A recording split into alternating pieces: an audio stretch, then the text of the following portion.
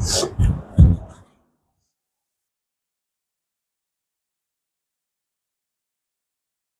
अध्याय में पिछले टॉपिक से आगे बढ़ते हैं और टॉपिक है न्यूट्रिशन चल रहा था, पोषण। पोषण को हमने दो भागों में बांटा था।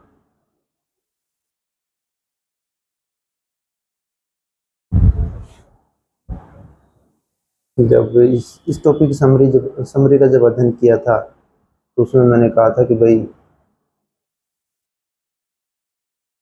पोषण के आधार पर हम जीवों को दो भागों में बांट सकते हैं, स्वपोषी और परपोषी, स्वपोषी और विषमपोषी, ऑटोट्रोपिक और हेटेरोट्रोपिक, और उनके पोषण को ऑटोट्रोपिक न्यूट्रिशन और हेटेरोट्रोपिक न्यूट्रिशन। तो पोषण के आधार पर दो प्रकार के हो गए जीव, एक हो गए स्वपोषी,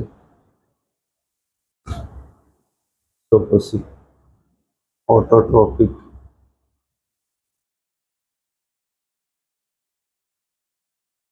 और एक है विषमपोषी।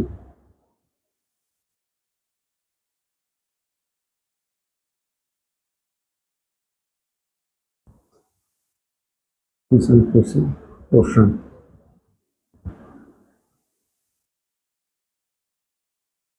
पोषण ऑटोट्रोपिक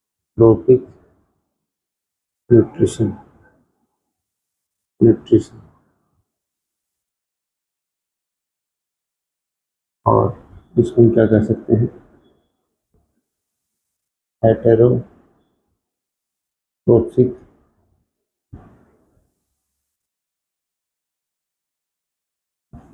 न्यूट्रिशन।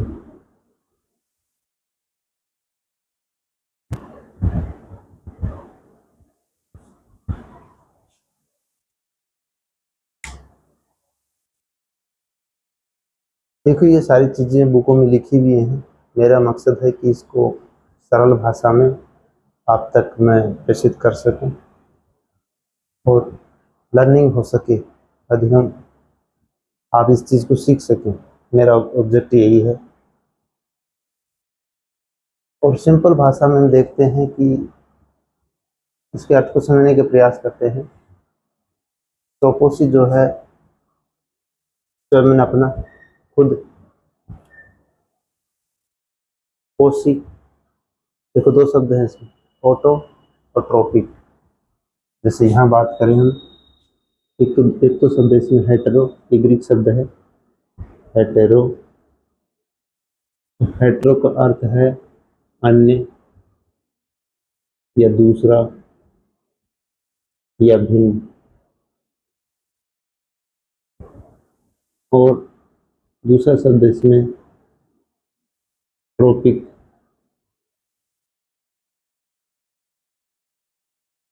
ट्रोफस, ट्रोपिक या ट्रोपिक।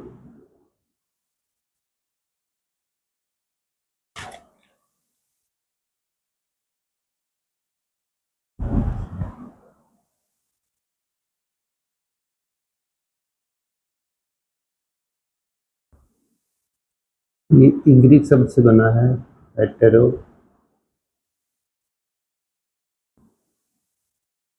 ट्रोप्स, हेटेरोट्रोप्स। तो हेटेरो का अर्थ तो हो गया दूसरा है अन्य, और ट्रोप्स का अर्थ हो गया, ट्रोप्स का अर्थ हो गया पोषण। ये एक एडजेक्टिव है, विशेषण है पोषण। यानी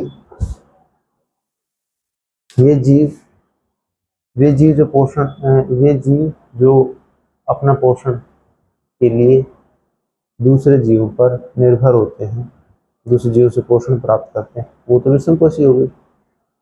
और जो अपना पोषण खुद करते हैं, अर्थात वे जीव जो अपना भोजन स्वयं बनाते हैं, वे स्वपोषी कहलाएंगी। और उनके पोषण की विधि क्या कहलाएगी, स्वपोषी पोषण कहलाएगी। इसमें अधिकांश हरे पौधे होते हैं, सभी हरे पौधे होते हैं, सभी हरे पौधे।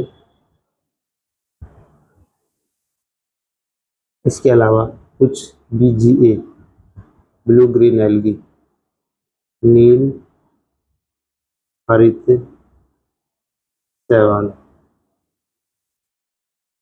और कुछ जीवाणु।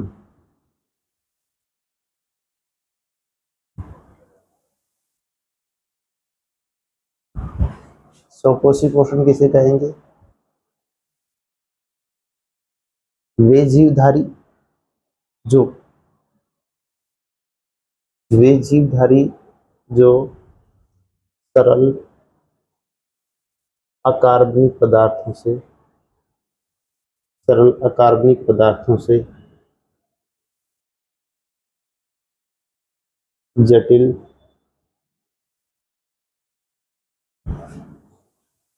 भोज्य जटिल कार्बनिक पदार्थ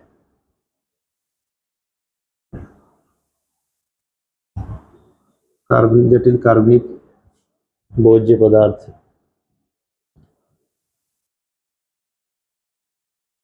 का निर्माण स्वयं कर लेते हैं। हरे पौधे ये कार्य, एक क्रिया है जिसको हम क्या कह सकते हैं, जो सूर्य के प्रकाश की उपस्थिति में होती है, प्रकाश संश्लेषण उसके द्वारा कर पाते हैं। उनको क्या कहेंगे हम? ऑटोट्रोपिक यानी स्वपोषी कहेंगे। और उनके पोषण की विधि को क्या कहेंगे? स्वपोषी पोषण। फिर से समझ लें, पोषण के आधार पर हम जीवों को कितने भागों में बांट सकते हैं? 2 भागों में, स्वपोषी और विषमपोषी। यानी पोषण को 2 भागों में बांट सकते हैं, स्वपोषी पोषण और विषमपोषी पोषण। स्वपोषी को ऑटोट्रोपिक न्यूट्रिशन कहेंगे और उसको क्या कहेंगे? हेटरोट्रोपिक न्यूट्रिशन कहेंगे। नाम से स्पष्ट हो रहा है, जो अपना पोषण स्वयं बनाते हैं या भोजन स्वयं बनाते हैं, तो उनका पोषण क्या हो गया? स्वपोषी पोषण। और वे जो अपने पोषण के लिए दूसरे जीवों पर डिपेंड होते हैं, वो क्या कहलाएंगे? विषमपोषी। नाम से स्पष्ट है, हेटरोट्रोफस, हेटरोट्रोफस दूसरा यानी, और ट्रोफस पोषण, दूसरे से अपना पोषण प्राप्त करते हैं। अच्छा, अब स्वपोषी पोषण की परिभाषा की बात करें तो हम ये कह सकते हैं, स्वपोषी पोषण वे जीव जो अपना भोजन स्वयं बना लेते हैं। ये तो अब आप 10th क्लास में पढ़ रहे हो, आप माध्यमिक शिक्षा ले रहे हो, ये प्राथमिक शिक्षा की बात है कि वे जीव जो अपने भोजन खुद बना लेते हैं, वो स्वपोषी कहलाएंगे। लेकिन हमें एक स्तरीय परिभाषा लिखनी है, तो उसके लिए क्या कर सकते हैं? इसकी परिभाषा क्या लिख सकते हैं? स्वपोषी पोषण क्या है? तो सबसे पहले ये देखेंगे कि स्वपोषी कहते किसे हैं। वे जीव जो, पहले तो एक लाइन लिख देंगे, वे जीव जो अपना भोजन स्वयं बना लेते हैं स्वपोषी कहलाते हैं, और उनका पोषण स्वपोषी पोषण कहलाएगा। ठीक है, जमुना का हम ये लिख सकते हैं कि वे जीव जो सरल अकार्बनिक पदार्थों से जटिल कार्बनिक पदार्थों का निर्माण करते हैं, जटिल कार्बनिक पदार्थों का निर्माण करते हैं, स्वयं करते हैं, वो जो पदार्थों का निर्माण स्वयं करते हैं, उन्हें क्या कहते हैं? स्वपोषी कहते हैं। और उनके पोषण की विधि को स्वपोषी पोषण कहते हैं। सर ये समझ में नहीं आया तो देखो, सरल अकार्बनिक पदार्थ क्या है, मैं एग्जांपल दे रहा हूँ। देखो, मान लीजिए हम फोटोसिंथेसिस की बात कर लें।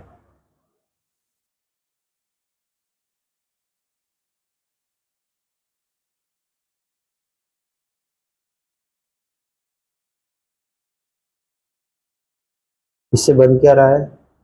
C6H12O6 जटिल पदार्थ बन रहा है, सरल पदार्थ से जटिल पदार्थ बन रहा है, और संपूर्ण जीव जगत इसी पर डिपेंड है।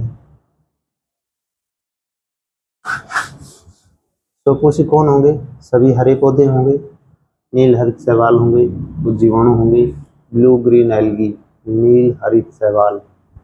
अब ये स्वपोषी क्यों होंगे? क्योंकि हरे पौधे क्या कर पाते हैं? प्रकाश संश्लेषण कर पाते हैं। प्रकाश संश्लेषण की एक क्रिया होती है, जो प्रकाश की उपस्थिति में हरे पौधे अपना भोजन बनाते हैं। सरल कार्बनिक पदार्थ जटिल कार्बनिक भोज्य पदार्थ का स्वयं निर्माण करते हैं, वे क्या कहलाते हैं? स्वपोषी और उनके पोषण की विधि क्या कहलाती है? स्वपोषी पोषण कहलाती है। तो आप लिख दो, पहले इसकी परिभाषा लिख दो स्वपोषी पोषण की। वे जीवधारी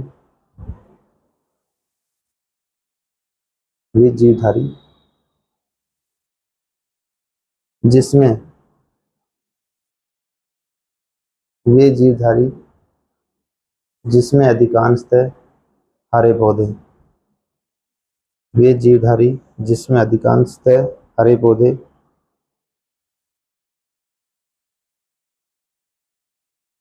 जो सरल अकार्बनिक पदार्थों से जटिल कार्बनिक भोज्य पदार्थों का निर्माण, सरल अकार्बनिक पदार्थों से जटिल कार्बनिक भोज्य पदार्थों का निर्माण स्वयं कर लेते हैं, स्वयं कर लेते हैं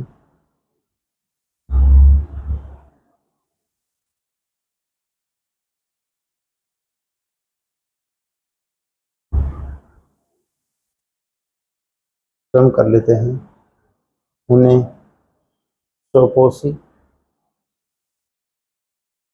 स्वपोषी कहते हैं।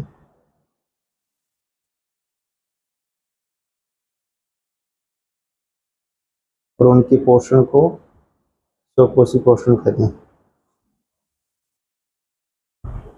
उनके पोषण को स्वपोषी पोषण कहते हैं। उनके पोषण को स्वपोषी पोषण कहते हैं। उनके पोषण को स्वपोषी पोषण कहते हैं। हरे पौधे यह कार्य हरे पौधे यह कार्य हरे पौधे यह कार्य हरे पौधे यह कार्य प्रकाश संश्लेषण हरे पौधे यह कार्य प्रकाश संश्लेषण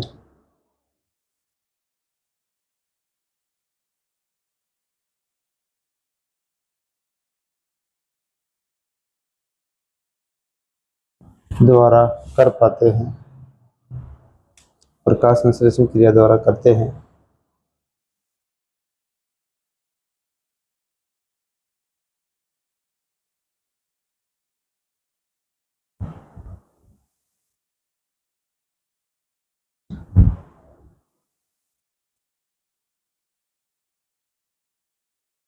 अब स्वपोषी पोषण के उदाहरण लिख दो। एग्जाम्पल, उदाहरण, सभी हरे पौधे सभी हरे पौधे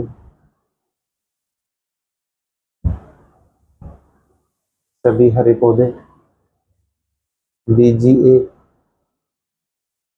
और बैक्टीरिया जीवाणु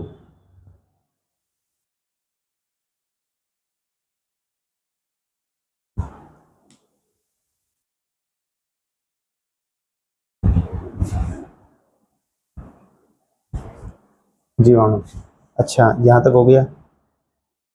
अगर आप लिखना चाहो तो लिख सकते हो, जहाँ आपने स्वपोषी लिखा था ना, स्वपोषी पोषण, उसके नीचे लिख सकते हो अपने हिसाब से, अपने विवेक से लिख दो, वे जीव जो अपना भोजन स्वयं बनाते हैं क्या कहलाते हैं? तो वही याद भी रख सकते हो, मौखिक याद रख सकते हो, लिखना चाहो तो लिख सकते हो, वे जीव जो अपना भोजन स्वयं बनाते हैं स्वपोषी कहलाते हैं। और उनके पोषण की विधि क्या कहलाएगी? स्वपोषी पोषण कहलाएगी। अब हम ये देखते हैं कि हरे पौधे इस क्रिया द्वारा अपना भोजन स्वयं बना लेते हैं। अब वो क्यों ये प्रकाश संश्लेषण की क्रिया कैसे कर पाते हैं, किस विशेषता के कारण कर पाते हैं, मैं बता दूं आपको। जब पत्ती के अनुप्रस्थ काट का अब हम अध्ययन करते हैं, हरी पत्ती का जब अनुप्रस्थ काट का अध्ययन करते हैं तो उसमें कुछ डॉट डॉट, कुछ बिंदु नुमा हरे बिंदु दिखाई देते हैं। और वे जो हरे बिंदु हैं उस हरी पत्ती के अंदर, वो हरे बिंदु किसका प्रदर्शन करते हैं? हरित लवक का। किसका प्रदर्शन करते हैं? हरित लवक का प्रदर्शन करते हैं। तो ये क्या है हरित लवक? भाई ये एक कोशिकांग है जो कोशिका में पाया जाता है, पादप कोशिका में दोहरी झिल्ली युक्त होता है और इसमें दो भाग होते हैं, एक तो मैट्रिक्स होता है और एक भाग में इस तरह से कुछ जैसे प्लेट होती है ना, तस्तरियों को हम एक दूसरे के ऊपर रख देंगे,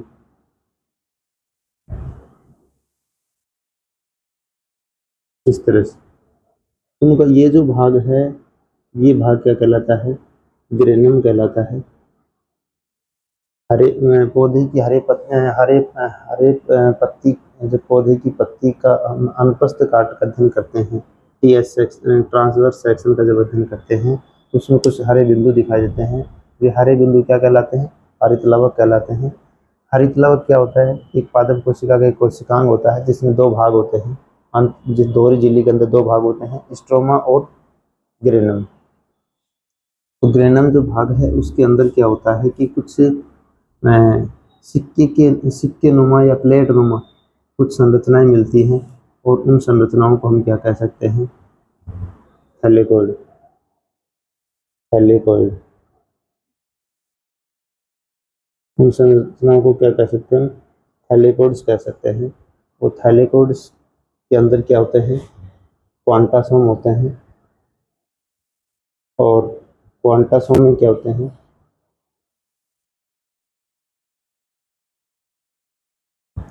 थैलेकोइड में क्या होते हैं? क्वांटासोम होते हैं। और क्वांटासोम में क्या होते हैं? क्लोरोफिल होता है। क्लोरोफिल होते हैं। ये इंग्लिश शब्द है, हिंदी में बोलते हैं इसको, इंग्लिश शब्द है ये CH, क्लोरोफिल। और इसको हिंदी में कहते हैं पर्णहरित। ये क्लोरोफिल जो है ये दो प्रकार के होते हैं, क्लोरोफिल ए और क्लोरोफिल बी। क्लोरोफिल ए क्या काम करता है? जो सूर्य का प्रकाश है उस सनलाइट को क्या करता है? अवशोषित करता है। क्लोरोफिल बी क्या करता है? प्रकाश संश्लेषण के लिए जो सूर्य का प्रकाश चाहिए उस सूर्य के प्रकाश को कौन एब्जॉर्ब करेगा? क्लोरोफिल एब्जॉर्ब करेगा। और बी क्या करता है? ये विभिन्न तरंग दैर्ध्य की जो तरंगें होती हैं उन प्रकाश किरणों को अवशोषित करके किसका सपोर्ट करता है? क्लोरोफिल ए का सपोर्ट करता है। ध्यान दो, हरे पौधों की जो पत्ती का अनुप्रस्थ काट का अध्ययन करते हैं तो उसमें कुछ हरे बिंदु दिखाई देते हैं। ये हरे बिंदु हरित लवक होते हैं। हरित लवक एक कोशिकांग है। हरित लवक क्या है? कोशिकांग है जो पादप कोशिकाओं में पाया जाता है, जिसमें दो भाग होते हैं, दोहरी झिल्ली युक्त होता है, एक स्ट्रोमा होता है, एक ग्रेनम भाग होता है।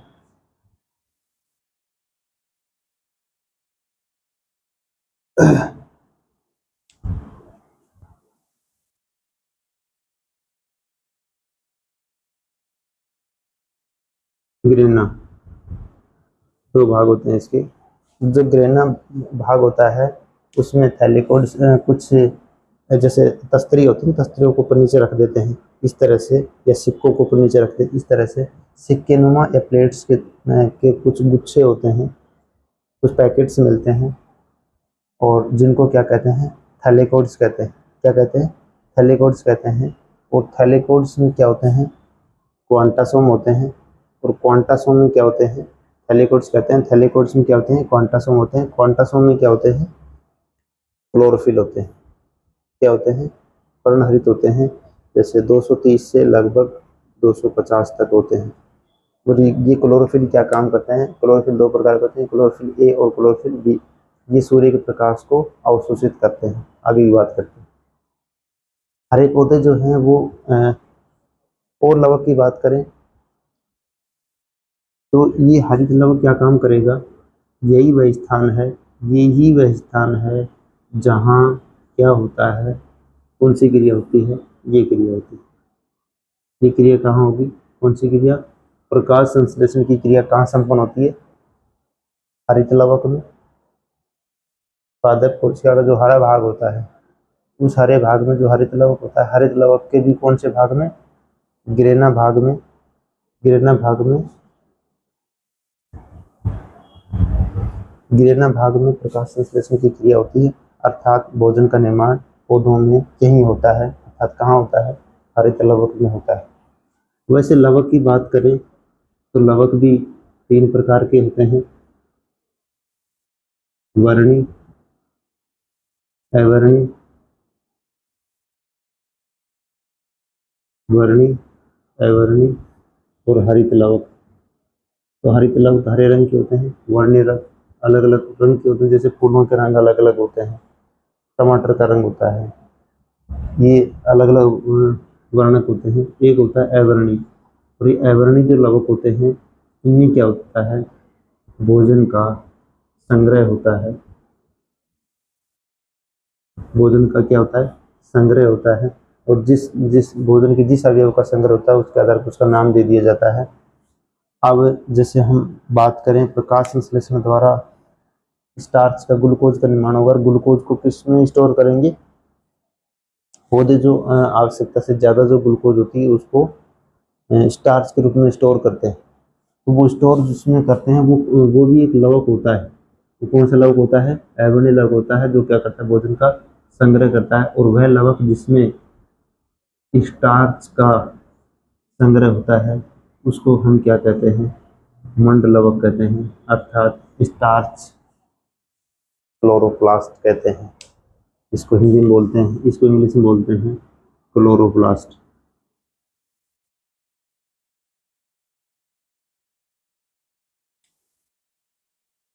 अच्छा, अब प्रकाश संश्लेषण को पढ़ने से पहले हमने ये देखा कि हरे पौधे जो है प्रकाश संश्लेषण की क्रिया कर पाते हैं, लेकिन क्यों कर पाते हैं, किस कारण कर पाते हैं, वो प्रकाश संश्लेषण की क्रिया कहाँ होती है। तो हरे पौधों की पत्ती का जब काट का अध्ययन किया तो उसमें क्या मिले, कुछ हरे बिंदु मिले। हरे बिंदु में क्या है, वह हरे बिंदु हरित लवक होते हैं, अर्थात हरित लवक क्या है, एक कोशिकांग है जिस दोहरी झिल्ली युक्त होता है, ये पादप कोशिकाओं में मिलता है। और इसमें इसकी जो कोशिका होती है, इसका आंतरिक भाग को 2 भागों में बांट सकते हैं। एक तो कौन सा, एक तो ये मैट्रिक्स, ये तो मैट्रिक्स, और ये ग्रेना भाग। और ये ग्रेना भाग में कुछ प्लेट्स या सिक्कों के रूप में कुछ बंडल मिलते हैं, उनको क्या कहते हैं, थैलेकोइड्स कहते हैं। थैलेकोइड्स में क्या होते हैं, क्वांटासम होते हैं। क्वांटासम में क्या होते हैं, क्लोरोफिल होते हैं। और क्लोरोफिल की संख्या 230 से 250 तक होती है। क्लोरोफिल 2 प्रकार के होते हैं, क्लोरोफिल ए और क्लोरोफिल बी। और क्लोरोफिल ए क्या काम करता है, सूर्य के प्रकाश को अवशोषित करता है। क्लोरोफिल बी क्या करता है, विभिन्न तरंग दैर्ध्य के प्रकाश किरणों को अवशोषित करके किसकी मदद करता है, क्लोरोफिल ए की मदद करता है। अर्थात सूर्य प्रकाश को अवशोषित किसने किया, क्लोरोफिल ने किया। और प्रकाश संश्लेषण की क्रिया जो है वो कहाँ संपन्न होती है, हरित लवक के गिरेना भाग में ही संपन्न होती है। अच्छा, अब प्रकाश संश्लेषण की क्रिया किसे कहते हैं,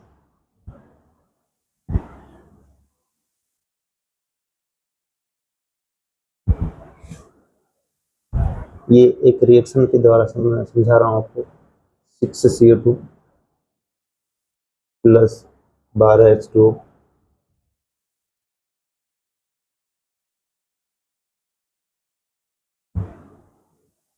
ये सूर्य का प्रकाश है,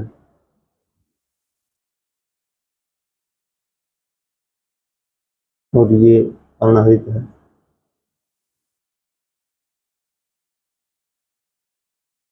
जो एब्जॉर्व करेगा सूर्य प्रकाश को। और यहाँ बनेगा क्या, C6H12O6 plus 6O2 plus 6H2। अब ये जो है ये मुख्य उत्पाद है, ये बना किससे है, इस CO2 से बना है ये।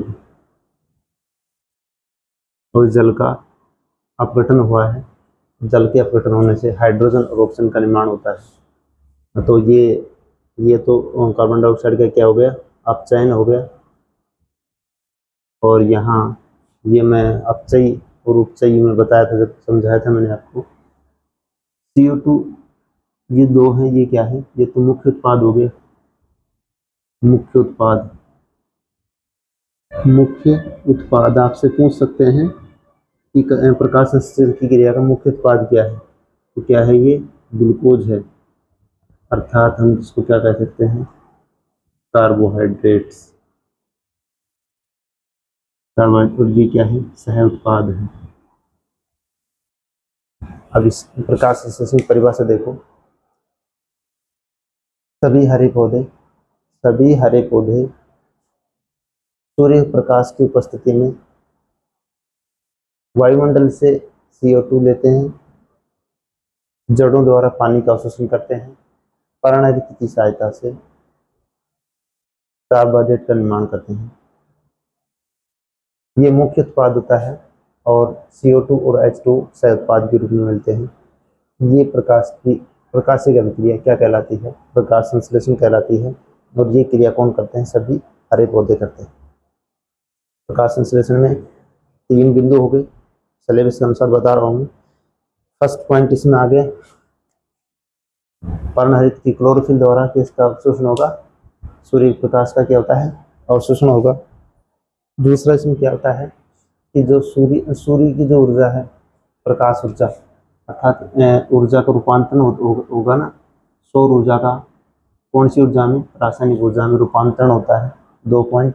और थर्ड पॉइंट क्या होता है, इस CO2 का क्या होता है, अपचयन होकर के क्या बनता है, कार्बोहाइड्रेट का निर्माण होता है, ग्लूकोज का निर्माण होता है। आवश्यकता से अधिक ग्लूकोज को किसके रूप में स्टोर कर लिया जाता है, बताया था मैंने, अवर्णीय लवक में किसके रूप में, स्टार्च के रूप में स्टोर कर लिया जाता है। ये जो आवश्यकता से अधिक ग्लूकोज है, इसको किसके रूप में स्टोर कर लिया जाता है, स्टार्च के रूप में। इस स्टार्च को हिंदी में क्या कहते हैं, मंड कहते हैं। और ये स्टार्च जो लवक में है उसमें स्टोर कर लिया जाता है। वैसे ही मानव के अंदर भी जो आवश्यकता से अधिक जो ग्लूकोज होती है, उसको ग्लाइकोजेनेसिस एक प्रक्रिया होती है, उस ग्लाइकोजेनेसिस के द्वारा ग्लाइकोजन के रूप में हमारे लीवर में स्टोर कर लिया जाता है। आवश्यकता पड़ने पर उसको वापस ग्लूकोज में कन्वर्ट करके काम में ले लिया जाता है। तो आप लिख लो इसमें पहले,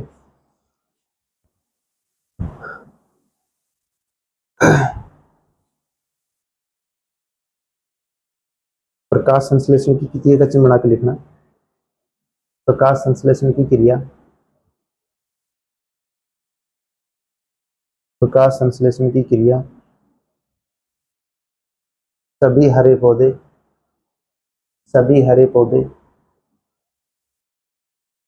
उनमें उपस्थित, प्रकाश संश्लेषण की क्रिया सभी हरे पौधे उनमें उपस्थित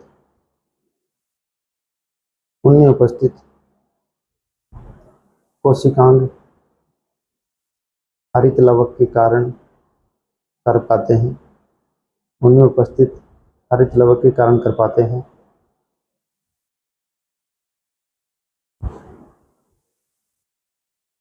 लिख लिया होगा, दोबारा बोल रहा हूं मैं। प्रकाश संश्लेषण की क्रिया सभी हरे पौधे उनमें उपस्थित हरित लवक उनमें उपस्थित कोशिकांग हरित लवक के कारण कर पाते हैं। और आपसे को पूछ ले कि पौधे हरे क्यों होते हैं, तो आप किसके कारण बताओगे, पर्णहरित या हरित लवक के कारण से हरे होते हैं। अब हरित लवक थोड़ा लिख लो, हरित लवक क्या है, हरित लवक लिखो।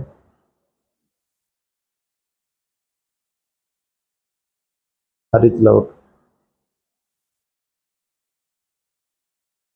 हरित लवक थोड़ा लिखवा देता हूँ ताकि, क्योंकि इसमें थोड़ा दे रखा है आपके सिलेबस में। हरित लवक में हरित लवक लिख लो बीच में, हरित लवक यहाँ, इसे यहाँ लिख लो बीच में, हरित लवक ऐसे लिख लो, इसकी तरह लिख लो। उसके नीचे कोष्टक लिख दो क्लोरोप्लास्ट। 2-4 लाइन लिखवा देता हूँ इसमें। पत्ती की अनुप्रस्थ काट, हरी पत्ती की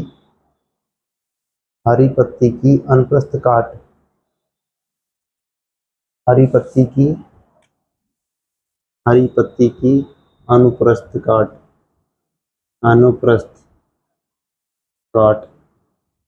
तो कोष्टक में कर ली देना TS। हरी पत्ती की अनुप्रस्थ काट का, हरी पत्ती की अनुप्रस्थ काट का अध्ययन करने पर उसमें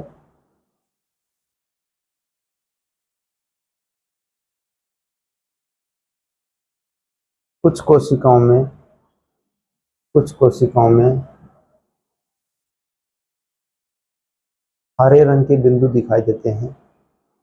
कुछ कोशिकाओं में हरे रंग के बिंदु दिखाई देते हैं। हरे रंग के बिंदु दिखाई देते हैं। वे हरित लवक होते हैं। वे कोशिकांग हरित लवक होते हैं।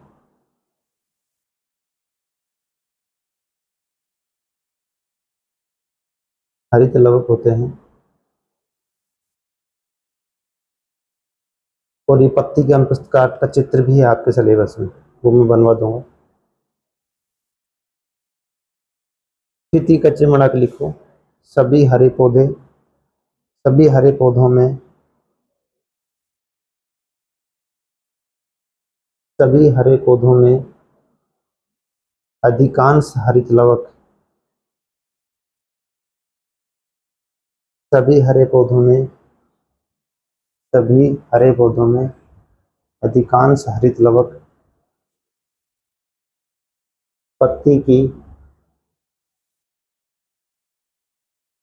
पत्ती की पर्ण मध्य तक पत्ती की पर्ण मध्य तक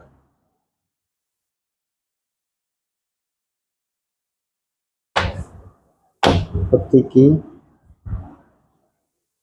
पर्ण मध्य तक कोशिकाओं में, नीचे भी लिख लेना इसमें,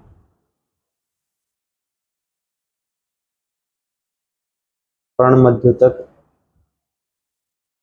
कोशिकाओं में पाए जाते हैं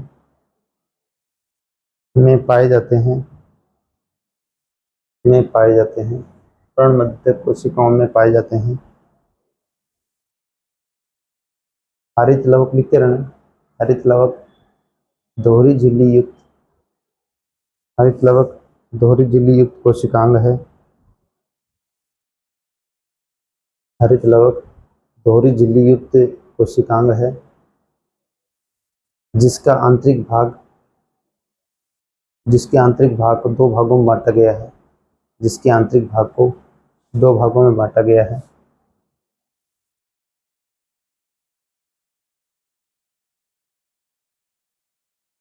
ग्रेना तथा मैट्रिक्स मध्यांश। ग्रेना तथा मैट्रिक्स। ग्रेना भाग में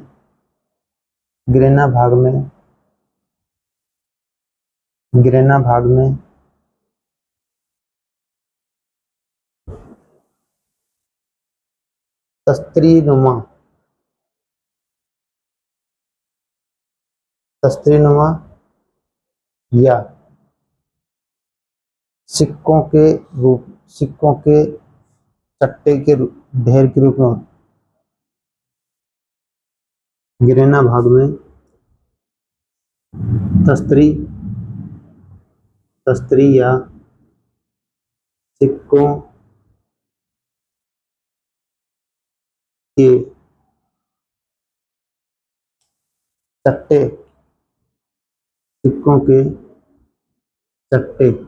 के ढेर के रूप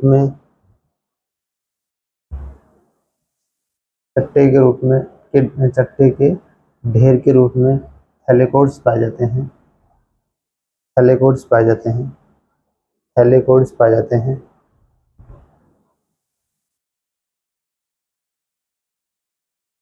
थैलेकोइड्स में क्वांटोसोम होते हैं।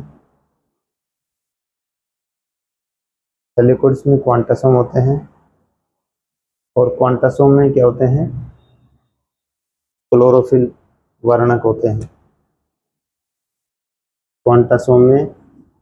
क्लोरोफिल वर्णक होते हैं। लिख लो, पर्णाली से लिख लो या फिर क्लोरोफिल वर्णक होते हैं। क्लोरोफिल ठीक रहेगा। क्वांटोसोम में क्लोरोफिल वर्णक होते हैं। जिनकी संख्या 230 से 250 होती है।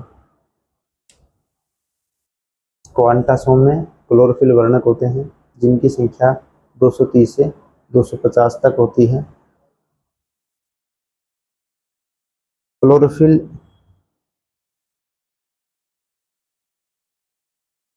क्लोरोफिल ए, ऐसे लिख लो, क्लोरोफिल ए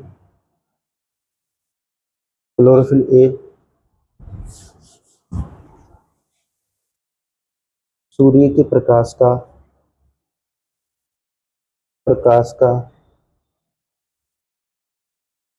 अवशोषण करता है। सूर्य के प्रकाश का अवशोषण करता है। क्लोरोफिल ए सूर्य के प्रकाश का अवशोषण करता है तथा क्लोरोफिल बी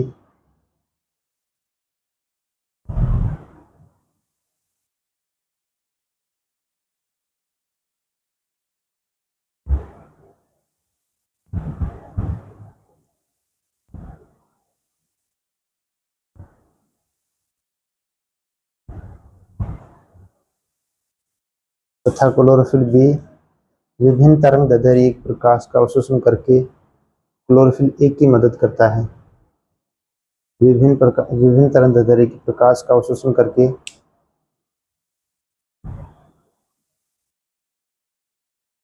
क्लोरोफिल ए की सहायता करता है।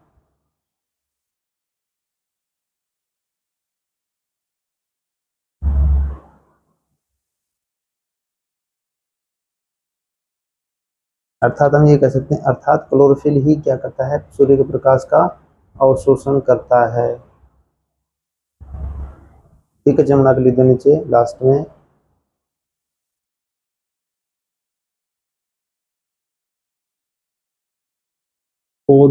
हरे पौधों में प्रकाश संश्लेषण की क्रिया, हरे पौधों में प्रकाश संश्लेषण की क्रिया हरित लवक के ग्रेनम भाग में ही संपन्न होती है। हरित लवक के ग्रेना भाग में ही संपन्न होती है। प्रकाश संश्लेषण की क्रिया हरित लवक के ग्रेना भाग में ही संपन्न होती है।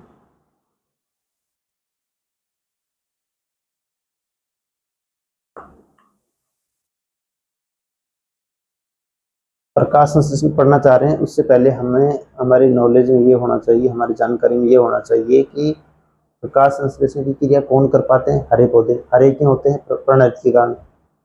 और फिर पर्णहरित क्या चीज़ है, हरित लवक क्या चीज़ है, तो हरित लवक की कोशिकांग, इसके बारे में मैंने आपको बताया। और हरित लवक का वह भाग जो ग्रेना भाग है जिसमें तस्तरी नुमा चट्टे मिलते हैं और वो पैकेट्स होते हैं, उनके अंदर थैलेकोइड्स उसको थैलेकोइड्स होते हैं और थैलेकोइड्स के अंदर क्वांटासोम होते हैं। क्वांटासोम में क्या होते हैं, क्लोरोफिल होते हैं। क्लोरोफिल किसका करते हैं, प्रकाश का अवशोषण करते हैं। तो सूर्य प्रकाश का अवशोषण कौन करेगा, क्लोरोफिल ए करेगा और बी करेगा।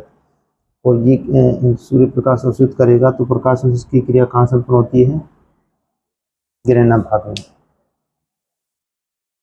हमने चली दो प्रकाश संश्लेषण, तो फिर लिख दो प्रकाश संश्लेषण।